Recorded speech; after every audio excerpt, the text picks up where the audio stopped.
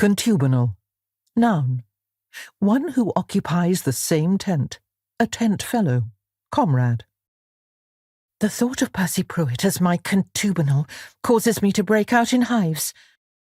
From the Personal Dictionary of Caroline Trent. Hampshire, England. July the 3rd, 1814. Caroline Trent hadn't meant to shoot Percival Pruitt, but she had, and now he was dead. Or at least she thought he was dead. There was certainly enough blood. It was dripping from the walls, it was splattered on the floor, and the bedclothes were stained quite beyond redemption. Caroline didn't know very much about medicine, but she was fairly certain a body couldn't lose that much blood and still live. She was in big trouble now. "Damn," she muttered. Although she was a gentlewoman, she hadn't always been raised in particularly gentle circumstances, and her language occasionally left a bit to be desired. "You stupid man," she said to the body on the floor.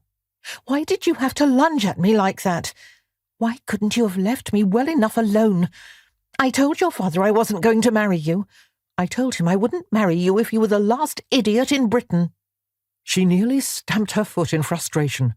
Why was it her words never came out quite the way she intended them to?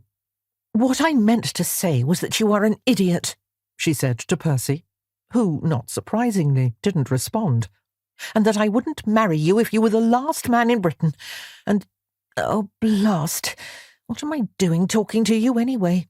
You're quite dead." Caroline groaned. What the devil was she supposed to do now? Percy's father was due to return in just 2 short hours, and it didn't require an Oxford degree to deduce that Oliver Pruitt would not be pleased to find his son dead on the floor. "Bother your father," she ground out. "This is all his fault anyway. If he hadn't been so obsessed with catching you an heiress." Oliver Pruitt was Caroline's guardian, or at least he would be for the next 6 weeks, until she reached her 21st birthday. She had been counting down the days until August the 14th, 1814, ever since August the 14th, 1813, when she had turned 20. Just 42 days to go. 42 days, and she would finally have control of her life and her fortune. She didn't even want to think about how much of her inheritance the Pruitts had already run through. She tossed her gun onto the bed, planted her hands on her hips, and stared down at Percy.